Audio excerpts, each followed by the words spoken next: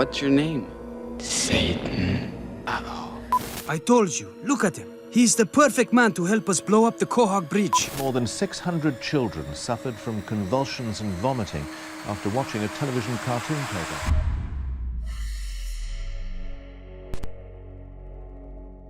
"29 banned cartoons, 7 layers. This is an iceberg of the most controversial, scandalous, and forbidden cartoons in the world. We'll start with the less scandalous cartoons and slowly shift into the more disturbing and unforgettable ones. Let's start at the tip of the iceberg. Level 1. I Feel Good, Shrek. In 1995, DreamWorks Animation was working on one of their first animated movies, an adaptation of a children's book, Shrek. During the pre-production phase, the crew put together an animation test to work out the tone, look, and feel of what would become a classic animated movie. The animation features a stylized version of Shrek voiced by Chris Farley, the original choice for Shrek, as he dances through a medieval city while singing James Brown's classic, I Got You, I Feel Good. I feel good. The scene takes a comedic turn when a mugger attempts to rob him, only to be effortlessly dispatched by Shrek, who continues his dance unbothered. Initially, the animation test was largely forgotten, with only still images circulating among fans and enthusiasts. Nobody had an actual copy. But then, snippets began surfacing online. In 2018, an eBay auction revealed that a buyer had acquired the tape along with models from the film's production, igniting hugely excited discussions with the lost media community. The full animation remained elusive until November 23, 2023, when Barry E. Jackson, one of the original production designers, uploaded the complete test to YouTube, along with the audio. The animation test is wildly different from the movie DreamWorks ultimately produced. The character designs are different, the movement is different, and it shows how Farley's unique comedic style influenced Shrek's character before Mike Myers took over the role following Farley's untimely death in 1997. The Mask of Matches Malone. The Mask of Matches Malone is an episode of the animated series Batman the Brave and the Bold, originally intended as the 17th episode of Season 2. However, the episode was temporarily withheld from airing in the United States due to content issues. The episode's plot revolves around Batman, Huntress, and Black Canary pursuing Two-Face, with Catwoman also getting herself involved. But during an undercover operation, Batman suffers amnesia and begins to believe he is actually the gangster Matches Malone, forcing the female heroes to contend with both the amnesiac Batman and Two-Face. What sets this episode apart is the unique approach to Batman's character. For the majority of the story, Batman operates under his Matches Malone persona, an unmasked, undercover identity rarely that has ever been seen in a Batman story before. Batman was basically the episode's villain. But the real controversy was a musical number performed by the Birds of Prey, who were introduced to the Brave and the Bold universe in this episode. The one and only Birds of Prey. Black Canary, Huntress, and Catwoman sing a song containing several suggestive lyrics and references to other DC heroes, including jokes about the Flash being too fast and Aquaman having a little fish. Aquaman's always courageous. His little fish, less outrageous. The original animation featured Huntress making a suggestive gesture while singing that line about Aquaman, which was later replaced with a shot of a fish tank. Due to concerns over the suggestive content in the musical sequence, the episode was initially delayed for North American release. Despite not airing on US television during its original run, the episode was made available through other means. It debuted online on December 5, 2010, and was later included in home video releases. But the original version remains a fascination for fans. Big Brother Caillou. Big Brother Caillou, the 12th episode of the animated series Caillou, first aired in 1997 in Canada and later in the United States in 2000. However, the episode quickly became notorious for its controversial content, leading to its eventual ban. The plot centers around Caillou's jealousy towards his newborn sister Rosie as he struggles with the new dynamics of being a big brother. However, the real controversy comes from a particularly disturbing scene where Caillou pinches Rosie, resulting in a realistic and distressing cry from his little sister. Caillou's violent reaction to feeling overshadowed by his sister leads him to an act of harm, and critics at the time pointed out that this behavior is not only harmful but could also be psychologically damaging, as it depicts an older sibling inflicting pain on a defenseless newborn without any meaningful discipline from their father Boris. They viewed the scene as normalizing jealousy and aggression among young children. Instead of addressing Caillou's behavior with appropriate consequences, Boris merely questions him in a calm tone, failing to instill any sense of accountability. Or, to put it more bluntly, Boris was a bad father. It's not easy being a big brother, is it? But now that you are a big brother, you can protect Rosie. This lack of discipline contributes to the perception that Caillou is a karma Houdini, a character who escapes repercussions for his actions, which can send troubling messages to young viewers about conflict resolution and sibling relationships, especially if they're harming one another. The episode also includes scenes that some viewers found inappropriate for its target audience, such as gross-out humor related to diaper changing. The combination of these elements led to significant backlash from parents and educators alike, prompting networks to censor or completely ban the episode from airing on children's programming blocks like Cartoonito. The negative reception is reflected in its low IMDb rating of 2.1 out of 10, marking it as one of the most widely disliked episodes in the Caillou series. Midlife Crustacean. Midlife Crustacean is an episode from the third season of SpongeBob SquarePants that originally aired on January 24, 2003. The episode centers around Mr. Krabs experiencing a midlife crisis. Feeling old and out of touch, he overhears SpongeBob and Patrick discussing their plans for a wild night out. So, what kind of hot rod will we be cruising in tonight? Eager to feel young again, he asks to join them. However, their activities turn out to be rather mundane, including visits to a laundromat and picking up trash on the highway. The episode's controversy stems from a scene where Patrick suggests a panty raid as the final activity. I guess you're gonna miss the panty raid. This involves breaking into a woman's house to steal her underwear. But the raid takes an unexpected turn when they discover they've broken in to Mr. Krabs' mother's house, resulting in Mr. Krabs being sent to his childhood room as punishment for his perverted fun.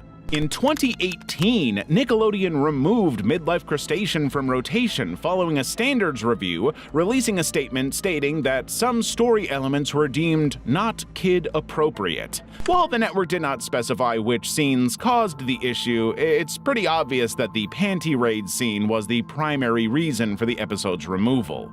To this day, the episode remains unavailable on official channels and streaming platforms, including Paramount Plus and Amazon Prime Video. In July 2023, the episode briefly reappeared on Paramount Plus due to what was described as a technical error. It was promptly removed again, with a Paramount spokesperson confirming that its appearance was unintentional. Despite its controversial status, Midlife Crustacean remains a part of SpongeBob SquarePants history, with some fans calling for its reinstatement.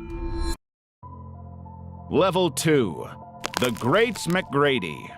The Great McGrady is a two-part episode from the 13th season of the animated children's series Arthur, which originally aired in 2009.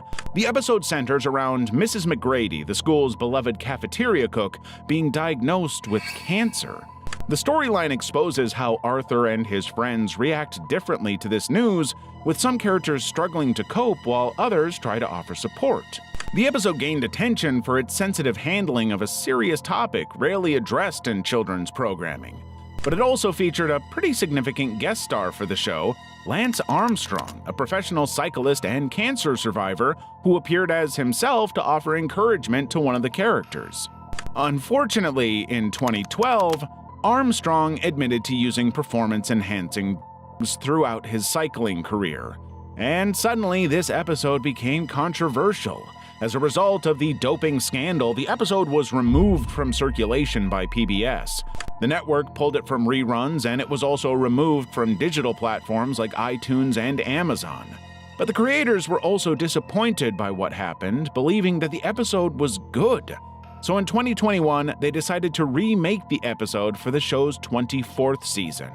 The new version, while maintaining the original sensitive storyline about Mrs. McGrady's cancer diagnosis, replaces Lance Armstrong's character with Uncle Slam, an Elwood City wrestling champion who is also a cancer survivor, and notably not a doper. The remade episode aimed to preserve the important message about coping with a loved one's cancer diagnosis while removing the association with Armstrong. It retained many of the original plot points, including the characters' varied reactions to the news and their efforts to support Mrs. McGrady. Despite the controversy surrounding the original version, both iterations of The Great McGrady have been praised for their thoughtful approach to discussing cancer with young viewers. Shirley Dimples, The Land of Odd. In 1987, the animated series Garbage Pail Kids was due to start airing. The series was based on popular but controversial trading cards of the same name and featured gross-looking kids with unique abilities who helped others. Well, the cards were anyway. The show was something else entirely. But despite being produced and heavily promoted by CBS for the 1987-88 season, Garbage Pail Kids never aired in the United States. The show was abruptly pulled from the schedule just days before its planned debut, replaced by an extended 90-minute version of Muppet Babies. The reason? The whole show. All of it. The cancellation came after protests from several organizations, including Action for Children's Television, the National Coalition on Television Violence, and the Christian Leaders for Responsible Television. These groups raised concerns about the show's content, claiming it ridiculed disabled individuals and glorified violence in its rough-and-tumble style. But the show was also not very popular with audiences for another reason. It essentially functioned as a program-length advertisement for Garbage Pail Kids toys and trading cards. The show was directly connected to the popular merchandise line, and it's easy to see the link. The controversy surrounding the series led to several major advertisers, including Nabisco, McDonald's, and Crayola, withdrawing their support. Some advertisers cited pressure from interest groups, while others were unable to pre-screen the series due to a lack of advanced tapes and simply didn't want to get involved with a show whose quality was unknown. As if all that wasn't bad enough, multiple CBS affiliates announced their refusal to air the series weeks before its scheduled premiere. Despite not airing in the United States, Garbage Pail Kids found an international audience. The series was broadcast in various countries including Spain, Italy, France, Germany, and the United Kingdom. But in the US, the show is nothing more than a cult hit. The Legend of Miniryu. The Legend of Miniryu is the 35th episode of the Pokemon anime series, originally aired in Japan on November 25th, 1997. This episode follows Ash, Misty, and Brock as they explore the Safari Zone, a protected area where rare Pokemon can be found. The episode centers around the group's search for the elusive Dratini, a rare dragon-type Pokemon. They encounter Kaiser, the warden of the Safari Zone, who has a mysterious collection of Dratini. The plot involves Team Rocket's attempts to capture the rare Pokemon, leading to confrontations with Kaiser and the main characters. What sets this episode apart, and ultimately led to its banning in most countries outside Japan, is the frequent use of firearms. Kaiser is depicted wielding and firing guns multiple times throughout the episode. In one particularly controversial scene, Kaiser points a revolver directly at Ash's head. And while these scenes were intended for comic effect, they were deemed too intense for international audiences, especially considering the show's young target demographic. The episode's content posed a significant challenge for 4Kids Entertainment, the company responsible for localizing Pokemon for Western audiences. Unlike some other episodes with brief or exaggerated depictions of weapons, The Legend of Miniryu featured realistic firearms used repeatedly, making it impossible to edit or censor the episode without significantly altering its content. As a result of the banning, a notable plot hole was created in the international versions of the anime. This episode is where Ash catches his 30 Tauros, which appear in later episodes. Without this context, viewers outside Japan were left confused about the sudden appearance of these Pokemon in Ash's collection. The episode has never been officially dubbed or aired in English. However, some dedicated fans have created unofficial English dubs, which circulate on the internet. Blue Cat Blues. Blue Cat Blues is one of the most controversial episodes of Tom and Jerry. This 1956 episode stands out not for its racism or general offensiveness, but for its unusually dark themes and extremely bleak tone. It's a far cry from the typical slapstick humor associated with the series. The plot revolves around Tom's infatuation with a female white cat who ultimately chooses the wealthy Butch over him. Throughout the episode, Tom desperately tries to win her affection by spending increasingly large sums of money, even taking out a predatory loan.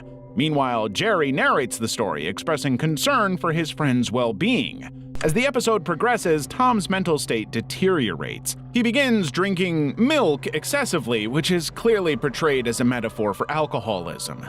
The cartoon ends with both Tom and Jerry sitting on railroad tracks as a train approaches, and then we cut to black, implying that, yes, both. But contrary to popular belief, Blue Cat Blues was not actually banned. It aired as a rerun on various networks, including TBS and TNT in the 1990s. However, the episode has faced criticism and censorship in some regions due to its mature themes and depiction of. It's not a popular episode. The episode's dark content has led to its limited distribution and occasional removal from rotation on children's programming schedules. Some networks have even chosen to air it with content warnings or during late-night slots. But for the most part, networks do everything they can to avoid the episode, which is the exact opposite of what you want to do with our content. Subscribe now if you want to see more. Level 3. Minnie Takes Care of Pluto. Minnie Takes Care of Pluto is a controversial animated short from the Mickey Mouse Works series that aired in 2000. The episode features Pluto being left at Minnie's house for the day, which leads to a series of dark and surreal events that have to be seen to believed. The plot revolves around Pluto's paranoid and totally random belief that Minnie is trying to kill him. Throughout the short, Pluto is influenced by his inner devil and angel, with the devil convincing him that Minnie has murderous intentions.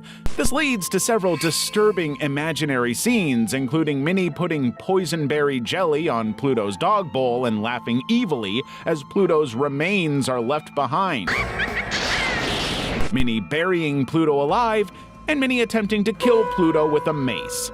The short takes a particularly dark turn when Pluto is knocked unconscious and experiences a nightmare where he travels to hell.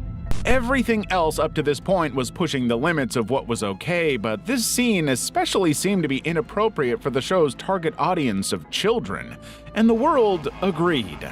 The episode garnered significant complaints, enough for ABC to withdraw the episode from its programming completely. It was subsequently pulled from being aired in the US indefinitely, although it has since continued to air infrequently in other countries. The real problem with the episode was just the wild and undeniable contrast to the typically lighthearted and family-friendly content associated with Mickey Mouse and Disney. The short's dark themes, violent imagery, and hellish sequences were deemed unsuitable for the show's TVY rating, which is intended for children ages 2 to 6. Showing Pluto being killed by a character they loved was especially risky. The episode became one of only 2 Mickey Mouse Works shorts that didn't appear in the subsequent series House of Mouse. Scrub Me Mama with a Boogie Beat. On March 28, 1941, Universal Pictures released a controversial animated short film called Scrub Me Mama with a Boogie Beat. The cartoon is based on a 1940 hit Boogie Woogie song of the same name, but the content could not have been more offensive. The cartoon's plot revolves around a fictional southern town called Lazy Town, populated entirely by African American characters depicted as racist stereotypes. The residents are shown as lethargic and slow-moving until a light-skinned woman from Harlem arrives on a riverboat. She introduces the song Scrub Me Mama with a Boogie Beat and energizes the townspeople who join in singing and dancing. The film's depiction of African Americans is deeply and undeniably problematic, featuring exaggerated physical features, stereotypical behaviors, and offensive dialects. What do you all mean, really? Characters are portrayed as lazy, unintelligent, and primitive, with some even blatantly designed to resemble monkeys or apes. The light-skinned woman from Harlem is presented as the only character with human-like qualities, which just makes the whole thing feel even more undeniably racist. Upon its re-release in 1948, the cartoon faced significant criticism from civil rights groups, particularly the National Association for the Advancement of Colored People. The NAACP, along with the Jewish Labor Committee, pressured Universal Pictures to withdraw the film from distribution, but Universal refused to pull the cartoon, pointing out its popularity and lack of previous complaints. To them, these minorities were just looking to complain. However, the backlash did not stop. After continued pressure from civil rights organizations, Universal finally announced the withdrawal of Scrub Me Mama with a Boogie Beat on February 3, 1949. The banning of this cartoon marked one of the first instances where a major studio withdrew a cartoon due to its racist content, setting a precedent for future campaigns against offensive media representations that continues today. Despite its offensive content, some aspects of the cartoon, such as its music, have been noted as well executed. However, the film's racist imagery and stereotypes far outweigh any technical merits, making it a stark example of the pervasive racism in the early 20th century American popular culture. Stewart's House. Stewart's House is a controversial episode of the animated series Beavis and Butthead that originally aired on June 14, 1993. This episode marked the first appearance of Stewart, who would go on to become a recurring character in the series. The episode gained notoriety for its depiction of dangerous and reckless behavior. Throughout the episode, Beavis and Butthead engage in various destructive activities, including violence and blowing up Stewart's kitchen. One of the most contentious scenes shows the two of them inhaling gas fumes from a stove, which prompted MTV to include a disclaimer to try and prevent young people from copying the popular animated morons.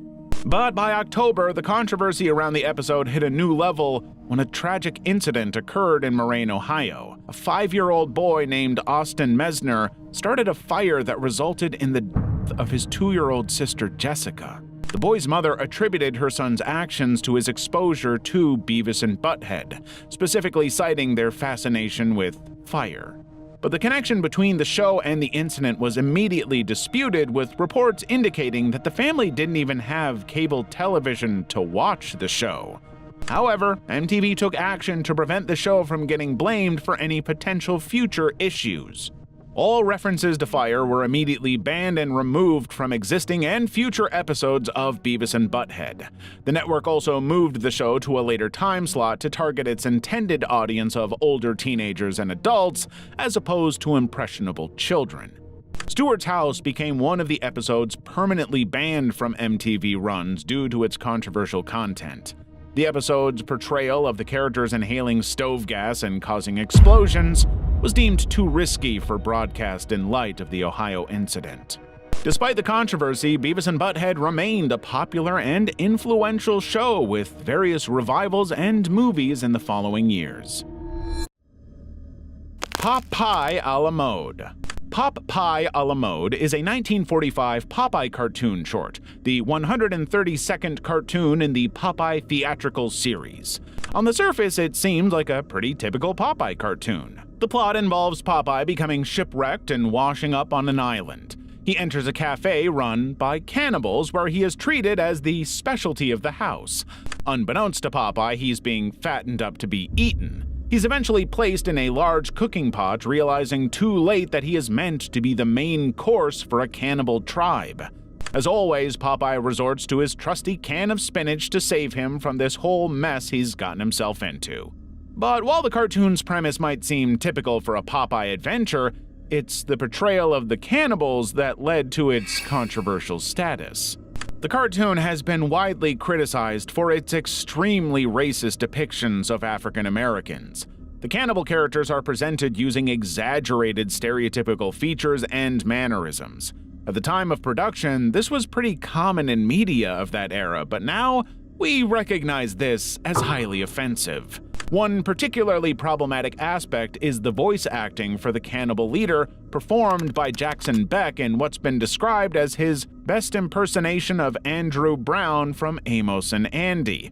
A reference to a radio show known for its use of racial stereotypes further compounds the issue. Due to its controversial context, Pop Pie a la Mode is rarely aired on television today.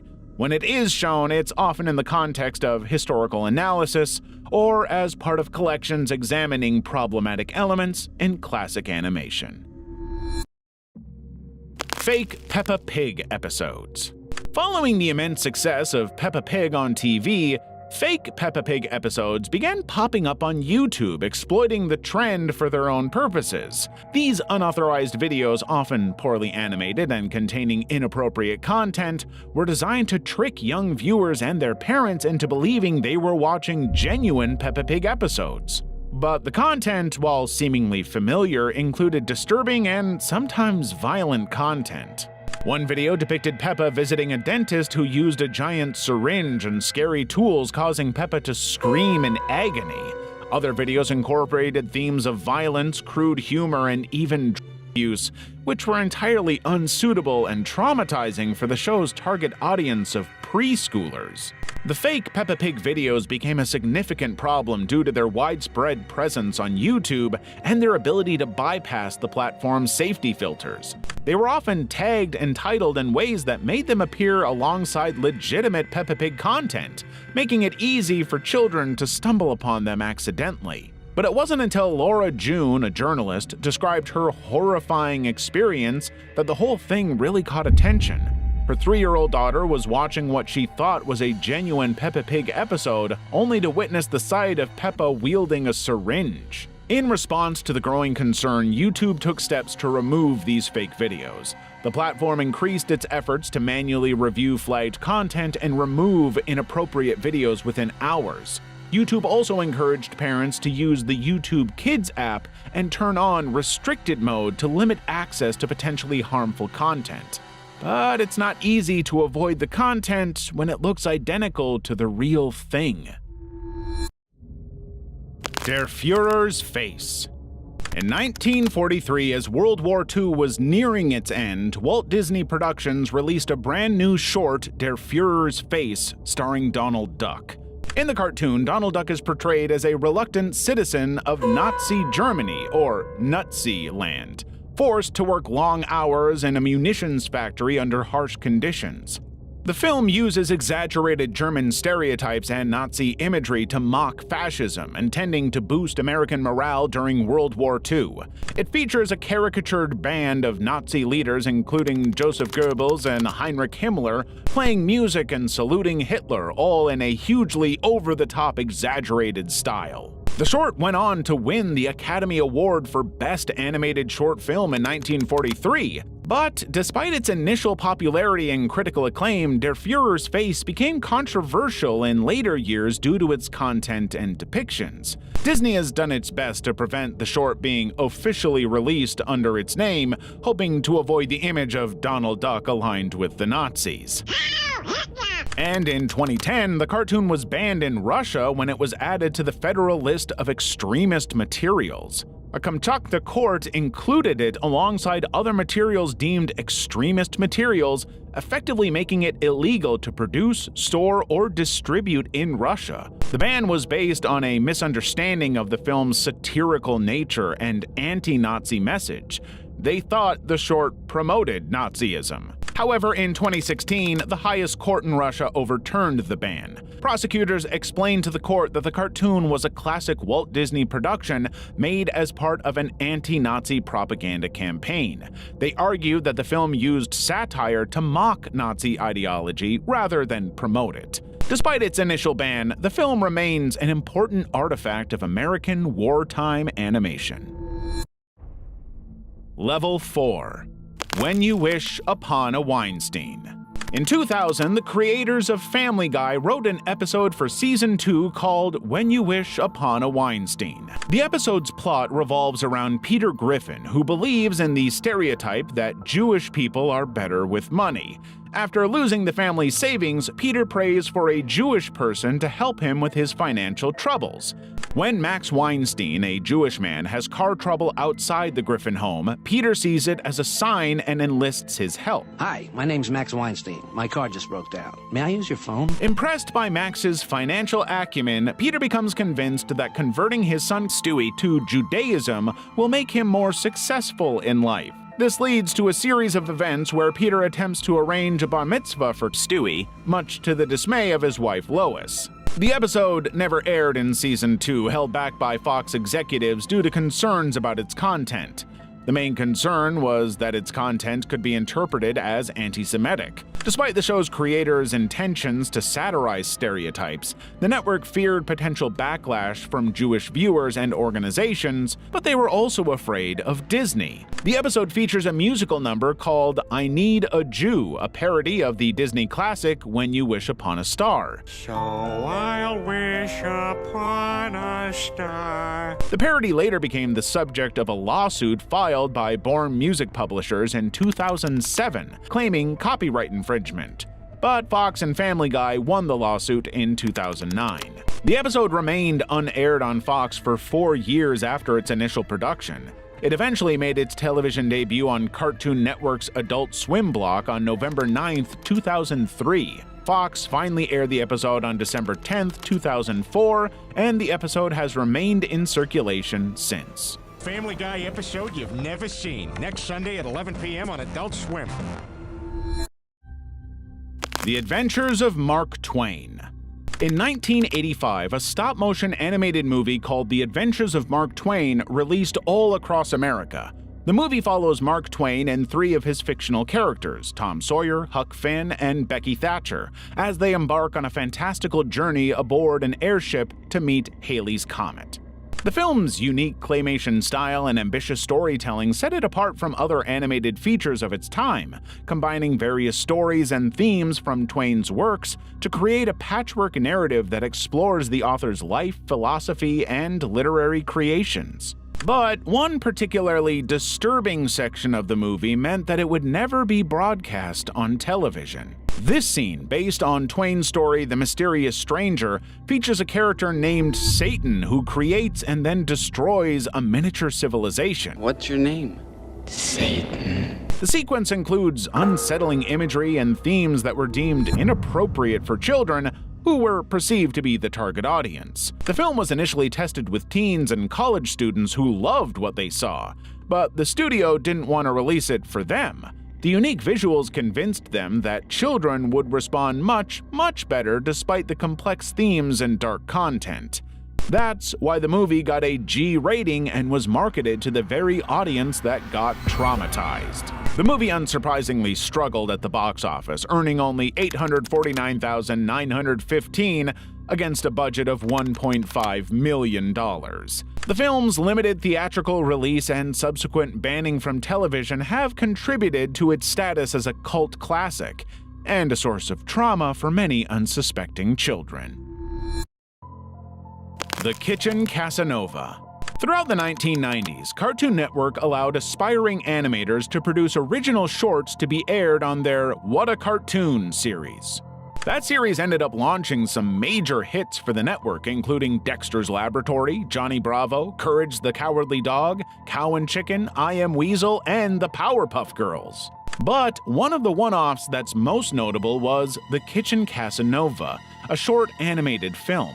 Directed by John McIntyre, the plot revolves around Casanova, a first-time cook attempting to make an impressive meal for his date Doris.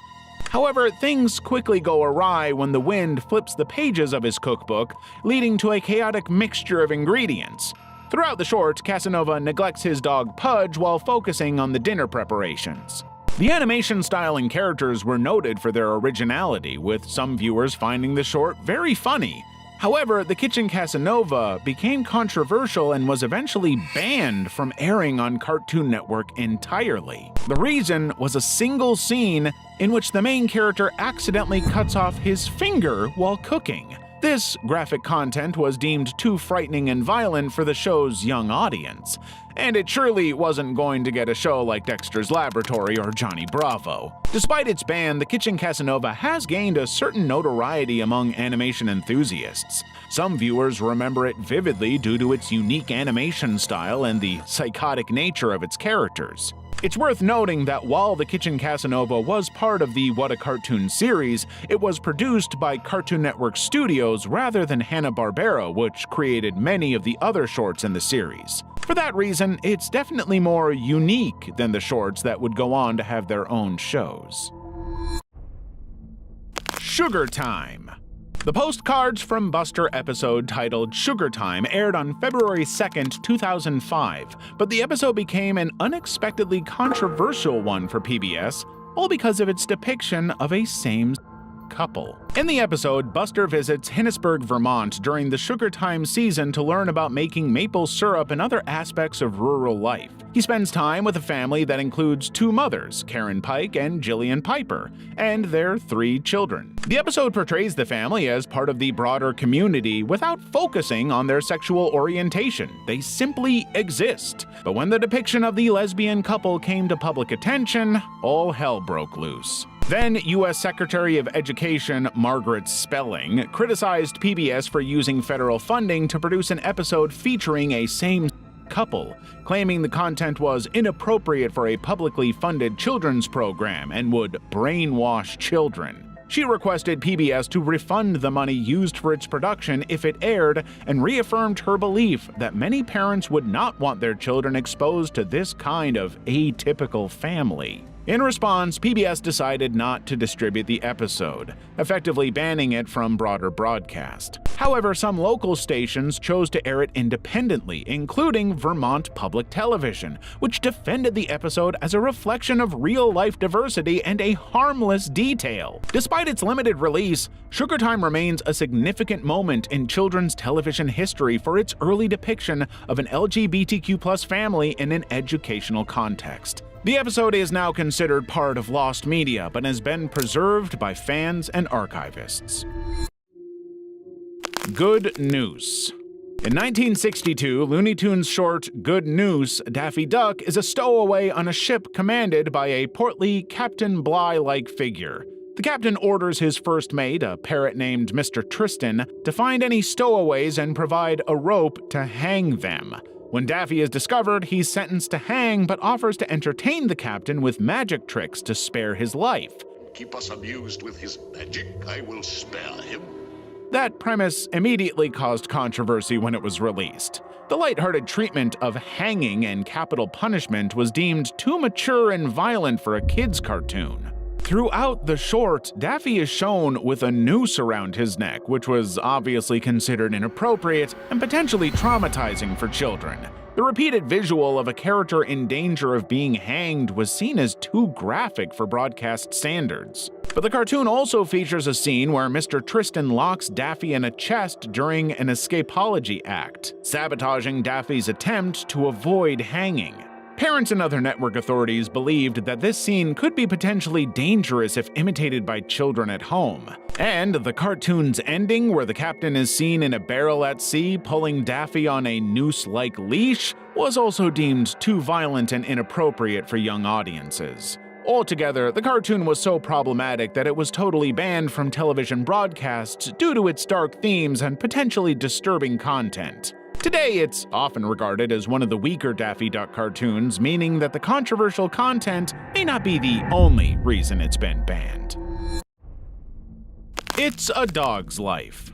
The Ren and Stimpy Show episode It's a Dog's Life is one of the series' most controversial installments, known for its dark humor and disturbing content, which ultimately led to its ban. The episode follows Ren and Stimpy as they are saved from euthanasia at a dog pound by an eccentric, wealthy old woman who adopts them.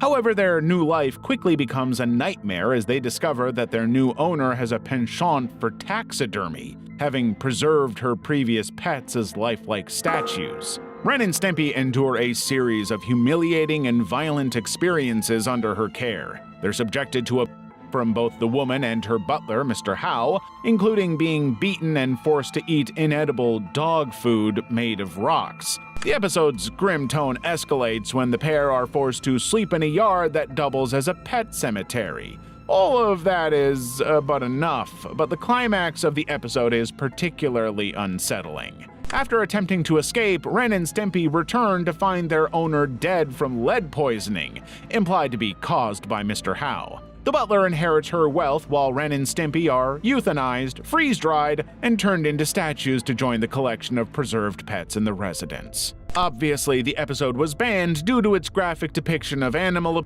dark humor involving death and taxidermy, and overall disturbing themes which were wildly inappropriate for a children's show. Both critics and viewers found the content excessively grim and unsuitable for Nickelodeon's young audience. While Ren and Stimpy often pushed boundaries with its surreal and edgy humor, It's a Dog's Life crossed into territory deemed too morbid even by the show's controversial standards.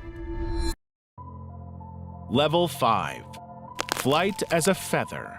Flight as a Feather aired in 1996 as part of the second season of The Mask animated series.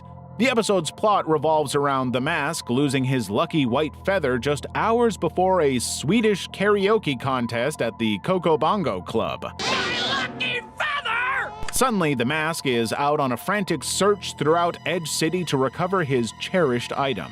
But ABC Family, now known as Freeform, refused to air Flight as a Feather. In fact, multiple networks refused due to a specific sequence involving a character named Cookie Baboom. Mayor or not, nobody jilts Cookie Baboom and gets away with it. This character, described as the mayor's ex-girlfriend and an exotic dancer, was involved in a scene that was deemed too risque for the network's family-friendly image. Especially when she opened her trench coat to reveal her chest, strapped and loaded with dynamite. The character was because someone had dumped her. Now she wanted vengeance. My revenge! It's worth noting that while Flight as a Feather was banned on some networks, it remains available on certain streaming platforms. But any hope of ever seeing the episode on TV is low to non-existent. Shake Like Me. Like many Adult Swim shows, Aqua Teen Hunger Force is no stranger to controversy. But the Shake Like Me episode of Aqua Teen Hunger Force, which aired in 2009 as part of the show's 6th season, was especially controversial.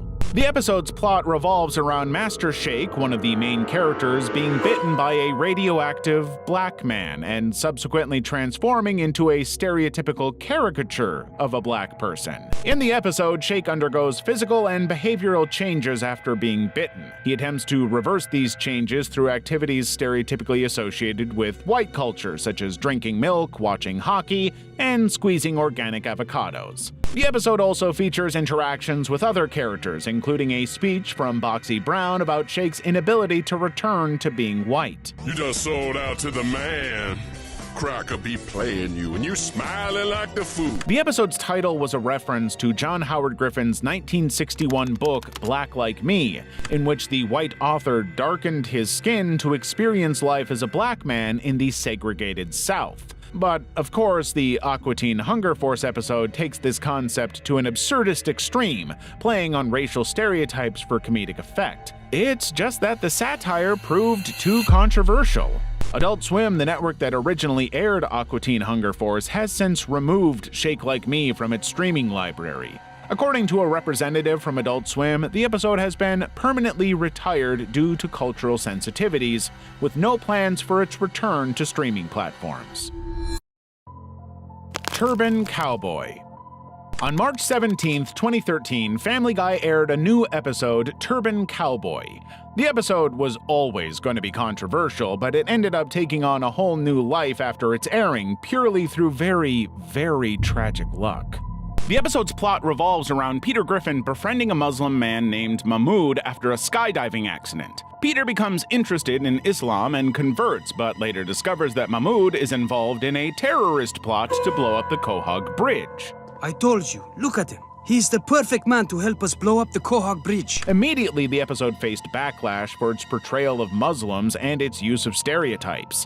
The critics' reviews argue that the episode presented a one-dimensional view of Islam, depicting all Muslims as potential terrorists. This representation was seen as particularly problematic given the sensitive nature of Muslim representation in Western media after what happened on September 11th. But that was not the reason the episode got banned. The main reason was a cutaway gag in which Peter is shown winning the Boston Marathon by driving his car through a crowd of runners. Just under a month later, on April 15, 2013, the Boston Marathon bombing happened, a devastating tragedy that led to many lost lives, and the internet immediately began linking it to Family Guy. This cutaway scene was edited and circulated online, falsely claiming that the show had predicted the tragic event. Fox immediately removed Turban Cowboy from Fox.com and Hulu, with Seth MacFarlane releasing a statement denying that the show had anything to do with the tragedy. The network also stated it had no immediate plans to rebroadcast the episode. But the controversy never went away. Conspiracy theorist Alex Jones continued spreading the edited scenes from the episode to make it appear as if Family Guy had predicted the attack, further complicating the situation and drawing a lot of unwanted attention. The episode remained unavailable for several years, but has since been reinstated on some streaming platforms. However, it continues to be regarded as one of Family Guy's most controversial episodes. Level 6. Stark Raving Dad. On September 19, 1991, The Simpsons returned for its third season with the biggest guest star it had ever had up to that point. Stark Raving Dad follows Homer Simpson as he's sent to a mental institution after a mix-up leads him to wear a pink shirt to work. There, he meets a large white man who claims to be Michael Jackson. What'd you say your name was? Michael Jackson. Doesn't ring a bell. Homer, unfamiliar with the real Michael Jackson's appearance at that point, believes him and invites him to stay with the Simpson family. Michael Jackson really did provide the voice of Leon Kapowski, the man claiming to be Jackson, but due to contractual obligations from Jackson's side, he was credited under the pseudonym John J. Smith.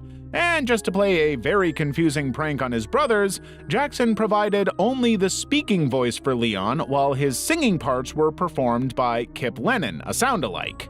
When the episode aired, it was extremely well received and became one of the most famous and popular episodes of The Simpsons right away. When Michael died in 2009, the episode was rerun as a tribute to him. But then, the episode's status changed dramatically in 2019. The release of the documentary Leaving Neverland brought more attention to allegations of Jackson's inappropriate behavior with minors. Suddenly, Michael Jackson was not someone anyone wanted to be associated with, including The Simpsons. The episode was immediately pulled from circulation, a decision made by Simpsons executive producer James L. Brooks, Matt Groening, and Al Jean.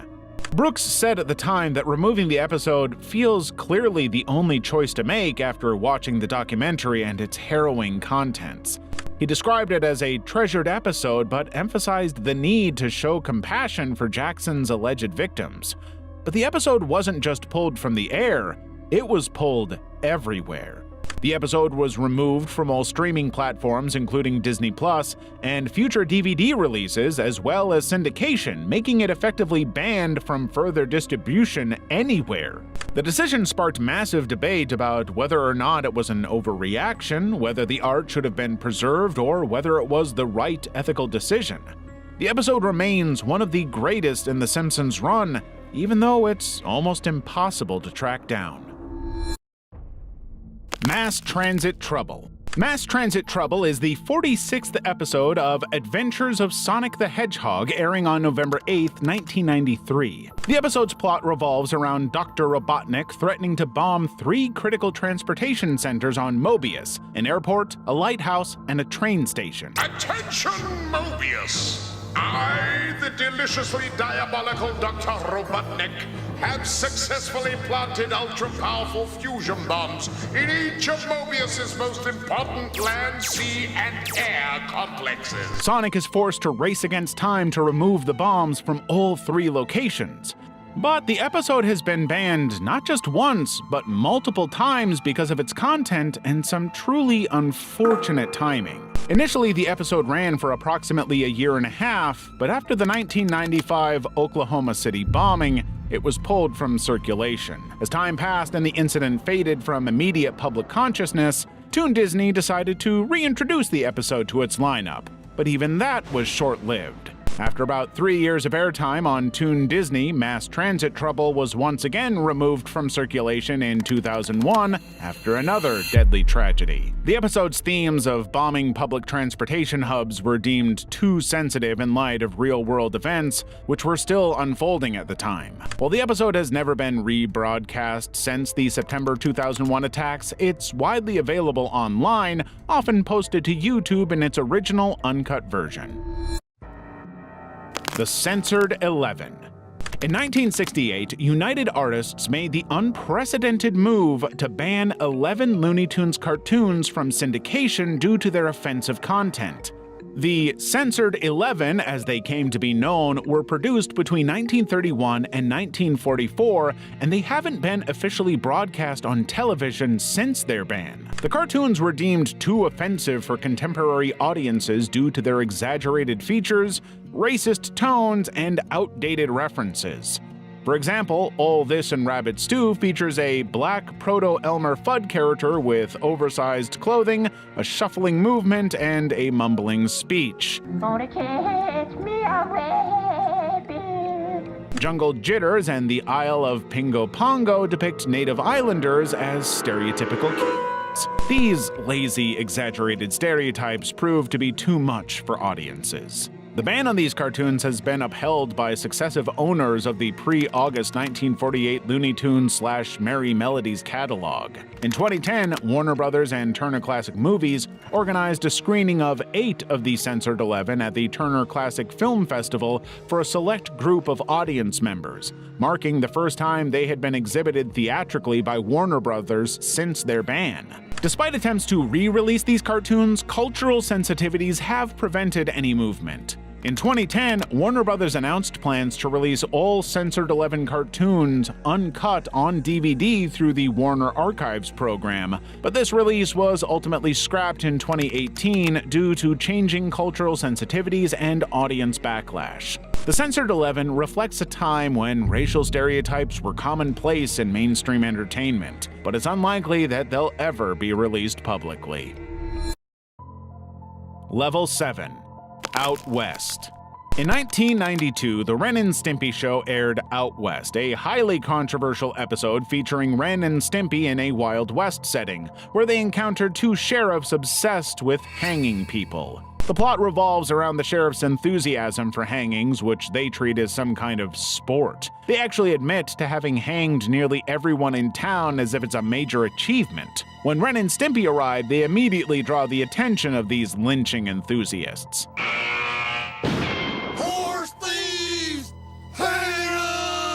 By the end of the episode, the show indulges in a musical finale featuring a banjo-playing man who has been strung up himself. While obviously played as a joke, this portrayal of hangings as some kind of a comedic activity raised serious concerns among viewers and critics. In the UK, the British Board of Film Classification banned the episode outright, saying that the subject of hanging is treated humorously. They felt that Ren and Stimpy was targeted toward children, and showing capital punishment in a lighthearted manner would send a poor impression to this highly impressionable audience. But as we've seen in this video alone, the controversy surrounding Old West is just a small part of a much larger pattern of censorship and content disputes that plagued the Ren and Stimpy show throughout its run. Many episodes faced editing or outright banning due to violence, innuendos, and references to alcohol, religion, and politics. And it all started with one man. John Kricfalusi, the creator of Ren and Stimpy, was known for pushing boundaries and often clashed with Nickelodeon over the show's content. But behind the scenes, John was also engaging in highly inappropriate behavior. In 2018, 2 former Spumco employees accused Kricfalusi of harassment and grooming them when they were underage. These allegations, coupled with other credible claims of inappropriate workplace conduct, led to Kricfalusi's effective retirement from the animation industry entirely. Computer Warrior Porygon. Benno Senshi Porygon, also known as Electric Soldier Porygon or Computer Warrior Porygon, is the 38th episode of the first season of the Pokemon anime. To this day, the episode has aired only once in Japan on December 16, 1997, and was subsequently banned worldwide due to a controversial incident. The episode's plot revolves around Ash, Misty, and Brock entering a computer system to fix a malfunctioning Pokeball transmitter. They encounter Team Rocket inside and engage in a battle. During this confrontation, Pikachu uses its Thunderbolt attack to counter an antivirus program, resulting in an explosion depicted by rapidly flashing red and blue lights. Approximately 20 minutes into the episode, at 6:51 p.m. Japanese time, the scene with the flashing lights aired. The sequence lasted about 6 seconds and featured bright strobe effects blinking at a rate of roughly 12 Hz. This was enough time to cause all the damage. Shortly after the broadcast, hundreds of viewers, but mostly children, experienced various symptoms including seizures, blurred vision, headaches, dizziness, and nausea.